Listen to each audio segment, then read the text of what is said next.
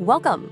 Let's jump right in. Today, we are immersing ourselves in one of the most emotional, sweeping, and honestly heartbreaking family sagas ever written. We're exploring Colleen McCullough's absolute masterpiece, The Thorn Birds.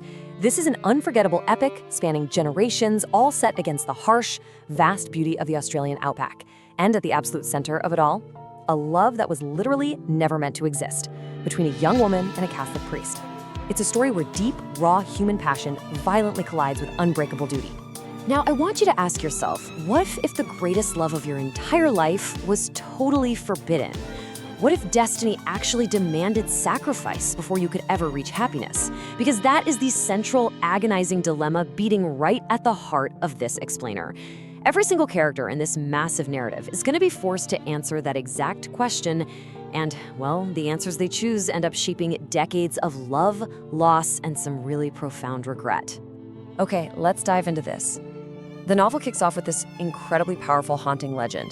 It says that a thorn bird searches its entire life for the perfect thorn tree. And when it finally finds it, the bird impales itself upon the sharpest thorn. As it dies, it sings the most beautiful song ever heard, a song born entirely from pain and sacrifice. And you know, this isn't just some poetic opening. It's the overarching symbol for the entire story. Every major character in the Thorn Birds sacrifices their own happiness for something they desperately desire. They all sing their own beautiful, tragic songs that echo throughout the decades.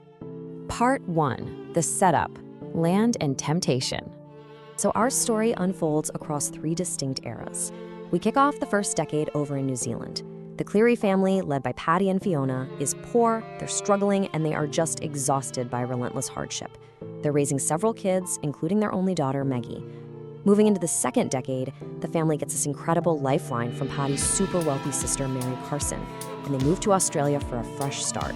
And then, in that crucial third decade, young, sensitive, and deeply lonely Meggie grows up, and she crosses paths with the one man who's going to alter her destiny forever, Father Ralph de Brickassart. Now, the backdrop for this fateful meeting is Drogheda.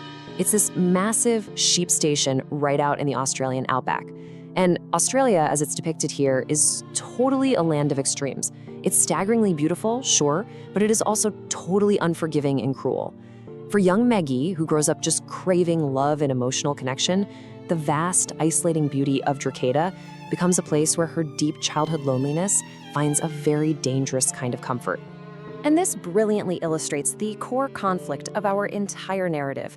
When Meggie meets Father Ralph, he's not your typical priest, right? He's young, charismatic, wildly intelligent, and deeply, deeply ambitious. But he's also remarkably warm and emotionally complex.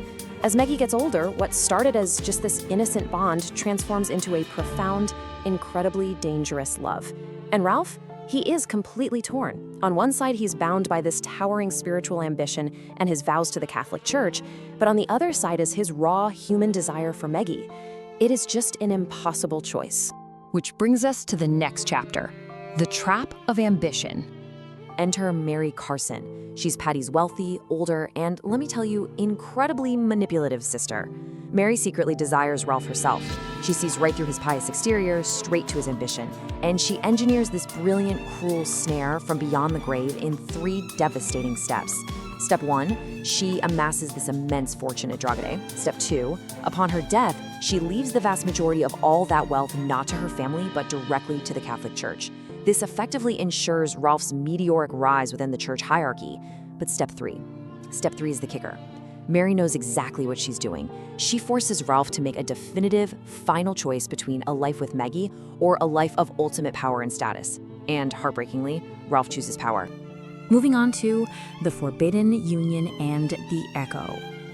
Meggie's heart is absolutely shattered by Ralph's choice. Desperate to just escape her pain, she ends up marrying a man named Luke O'Neill. But the contrast between these two men is stark.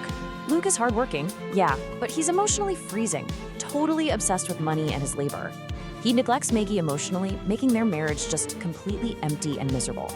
Compare that to Father Ralph, who, despite his strict vows, was warm and emotionally attuned to her. Meggie realizes a really devastating truth.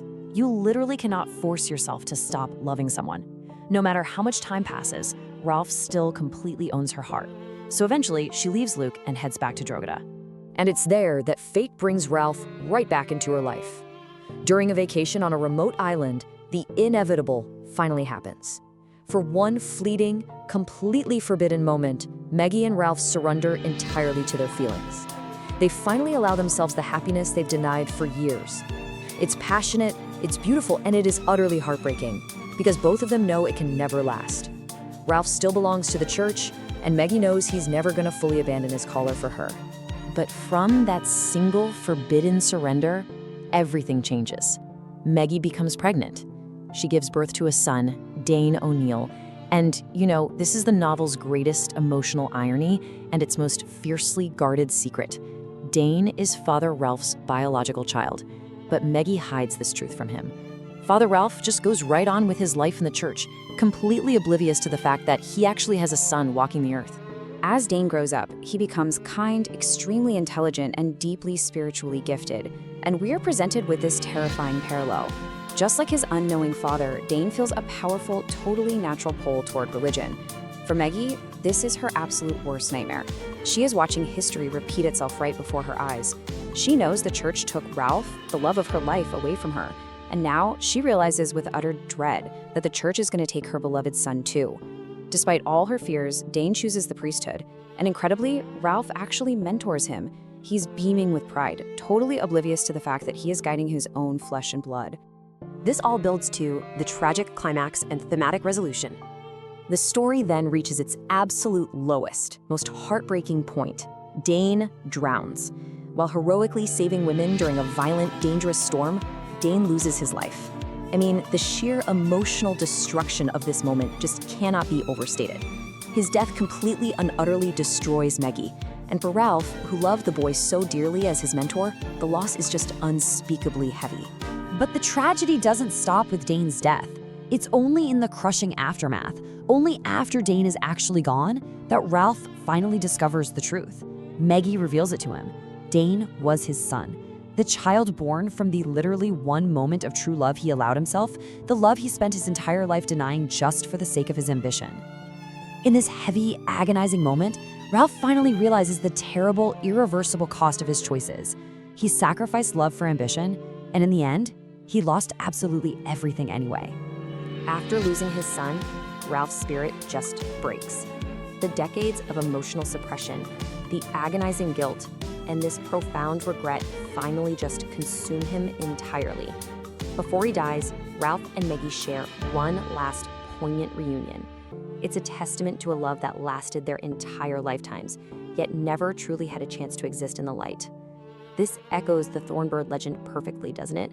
Their love produced beauty, but only through immense, piercing suffering. So the crucial point is that the Thorn Birds is far more than just a simple romance. It's a huge, tangled web. We've explored forbidden love, the immense, crushing weight of religious power, family legacy, the psychological toll of emotional repression, and above all, the devastating cost of ambition. What makes this story so unforgettable is its raw emotional realism. Every single character wants something they cannot fully have, and every pursuit of happiness comes with a painful, piercing thorn. They literally all sing their most beautiful songs only while sacrificing themselves. Which leaves us with a really provocative question to think about. Did Ralph actually make the right choice between the church and love? Could he have ever been truly happy if he abandoned his faith for Meggie? Or was this whole tragedy just woven into their destiny from the very start? I really want you to think about the impossible choices we've talked about today. If this deep dive into duty, desire, and sacrifice captured your imagination, I highly encourage you to experience the full, sweeping emotion of the source material for yourself. Thanks for hanging out with me on this journey. Keep exploring, and I'll catch you in the next explainer.